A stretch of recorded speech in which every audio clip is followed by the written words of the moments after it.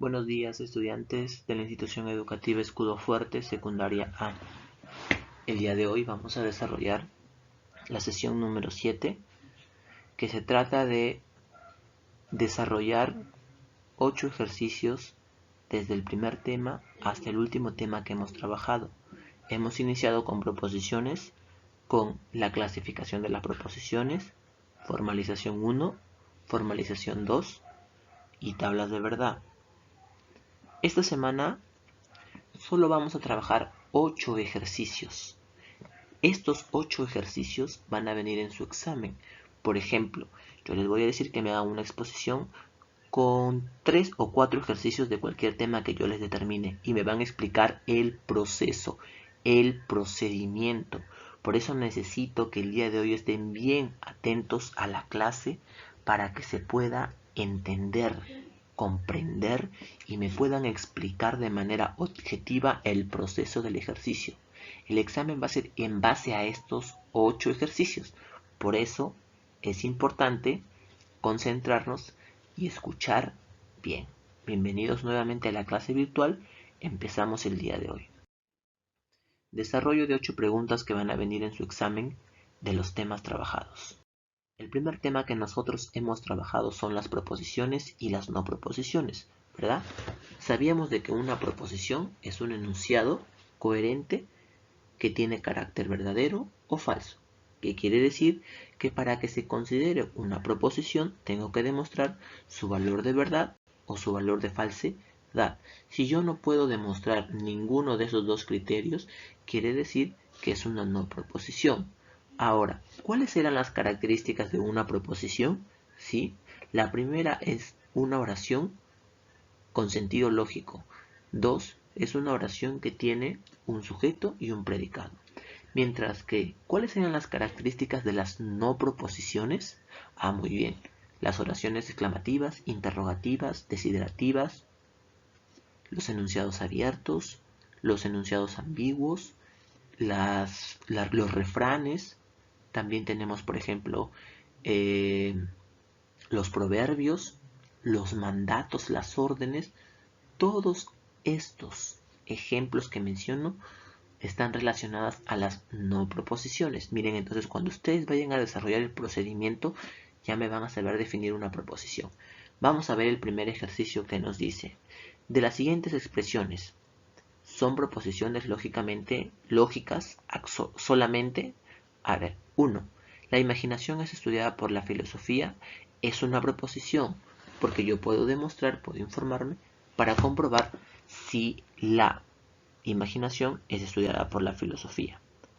2. Rosendo Maki es un personaje de una de las obras de Ciro Alegría. También puedo buscar la información para ver si es cierto o no es cierto, para demostrar su carácter de verdad o falsedad. Por lo tanto, también es una proposición.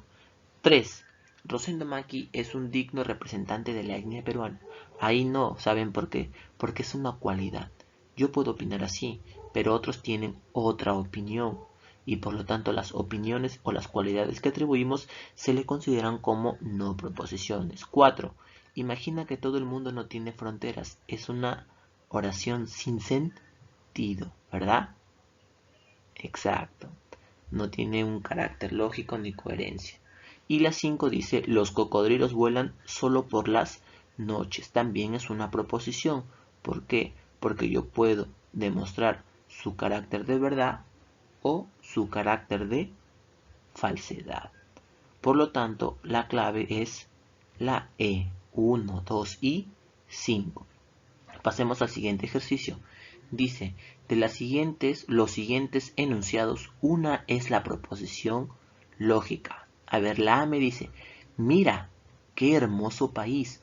Es una oración exclamativa y las oraciones exclamativas son no proposiciones. Descartado. B, a mal tiempo buena cara. Es un refrán. También es una no proposición. C, la razón es una facultad humana. A, esa es una proposición porque yo puedo demostrar su carácter de verdad. D. Riñe al perro. También es una no proposición porque es un enunciado sin sentido. E. Espero que ingreses a la universidad.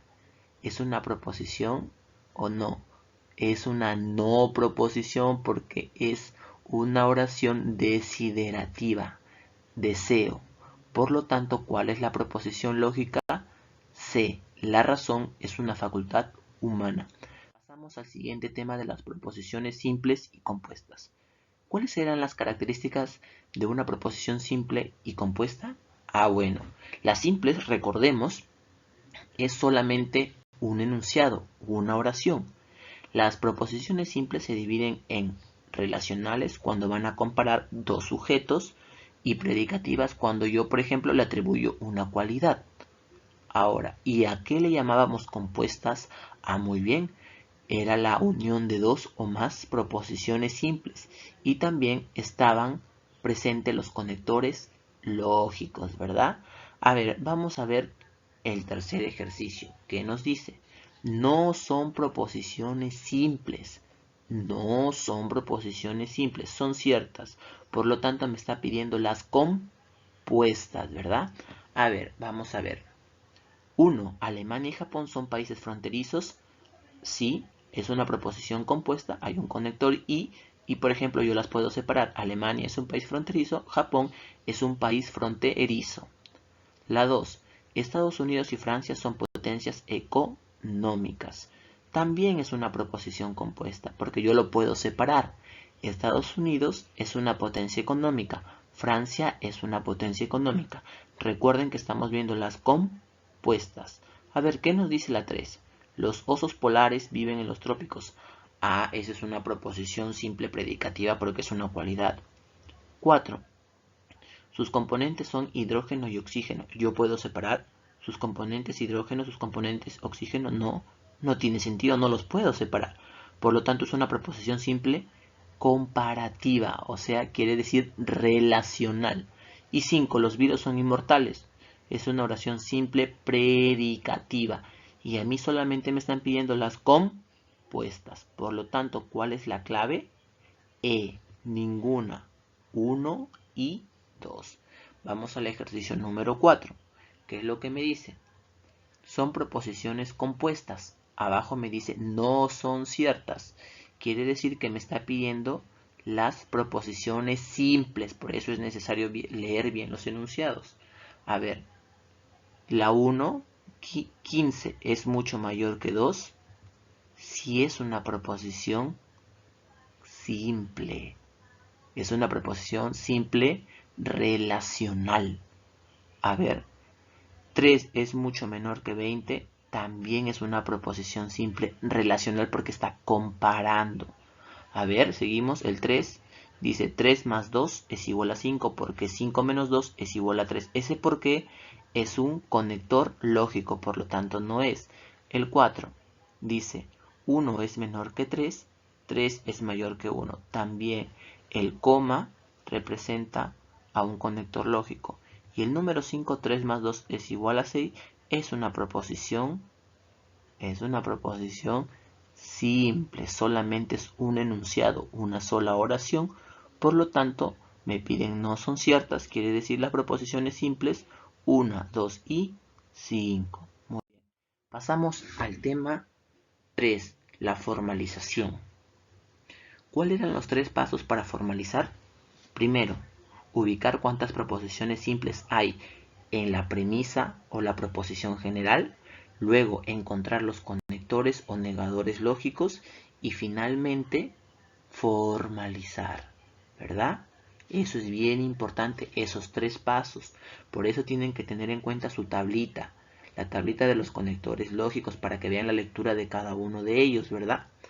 Ahora, vamos al ejercicio número 5, que nos dice, si no es falso que no sea cierto que Estados Unidos no es un país desarrollado, se coligue que el Perú no deja de ser un país tercermundista. Vamos a ver cuántas proposiciones simples hay en este enunciado. Primera proposición, Estados Unidos no es un país desarrollado. Ahí tengo menos P, ¿verdad? Segunda proposición, el Perú no deja de ser un país tercermundista. Tengo un menos Q. Ahí tengo 2 proposiciones. Por lo tanto, la clave A, queda descartada porque el Q no tiene un negador. La clave D también queda descartada. Ahora, vamos a seguir leyendo. Vamos a buscar ahora los negadores. ¿Cuántos negadores hay? El primero es un no, el segundo es un falso, el tercero es un no.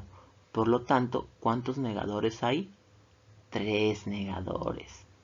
¿Y será una negación externa o interna? Externa, porque me dice, si no es falso, que no sea cierto que, cuando encuentren siempre un que, es una negación externa. Entonces hay 3 negadores, hay un menos P y hay un menos Q. Ese conector lógico que dice se coligue significa un implicador. Por lo tanto, la clave vendría a ser la B. Muy bien.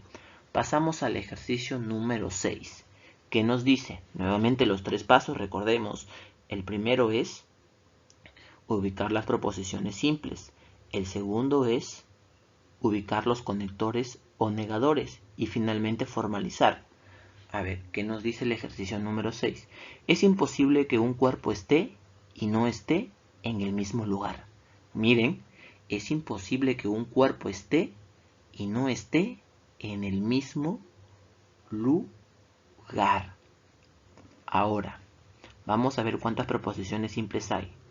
Que un cuerpo esté y no esté en el mismo lugar a la vez es una sola proposición o no es una sola. Es una sola proposición. Hay un P y hay un menos P, porque me dice no esté en el mismo lugar a la vez. Entonces solamente hay una proposición simple, que es un P y un menos P. Ahora, ese I viene a ser un conector, un conjuntor, ¿verdad? ¿Y hay un negador? Sí, es imposible. ¿Se acuerdan que yo les decía que cuando decimos es imposible que es un negador externo? Sí. Entonces, ¿cuál vendría a ser la clave? La letra D. El es imposible es un negador. Y ahí tenemos las dos proposiciones, ¿verdad? Que en realidad solamente es una afirmativa y una negativa. Pasemos al tema 4, que es las tablas de verdad. Ahora, para poder entender y comprender el tema de las tablas de verdad, es necesario tener en cuenta su cuadrito. ¿Se acuerdan ese cuadrito que yo les dije que tienen que aprendérselo? Porque así van a poder desarrollar. Ahora, ¿cuál era el primer paso para desarrollar las tablas de verdad? Ver cuántas proposiciones hay. Si había una proposición, solamente hay 2 variables. Si hay 2 proposiciones, van a tener 4 variables, ¿verdad? Vamos a trabajar con el verdadero y con el falso. Si yo digo verdadero y 1 es lo mismo. Si yo digo falso y 0 también es lo mismo. A ver, en el ejercicio me dice en el ejercicio de la mano izquierda me dice que hay 2 proposiciones. Por lo tanto, ¿cuántas variables le voy a dar a cada uno? 4, ¿verdad? Entonces, comienzo a formalizar. Primero lo que está dentro del paréntesis. El P sería verdadero, verdadero, falso, falso. Luego voy al Q. ¿Qué me dice el Q? Ah, es un verdadero, falso, verdadero, falso.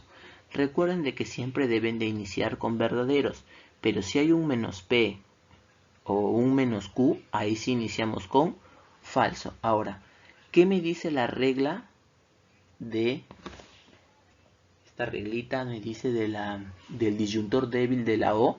Me dice que si hay un falso es falso. Otros casos son verdaderos. A ver, ¿ahí hay un falso falso? Sí, entonces debe haber un falso. ¿Hay otro falso falso más? No, entonces los demás serán verdaderos. Verdadero, verdadero, verdadero, falso. Muy bien. Vamos al otro paréntesis, el Q. Ah, tengo un verdadero, falso, verdadero, falso. Y el P, verdadero, verdadero, falso, falso. Esas 3 rayitas me dicen que es un biimplicador. ¿Y cuál es la fórmula del biimplicador? Dice, si hay un verdadero, es verdadero. Si hay un falso, es verdadero.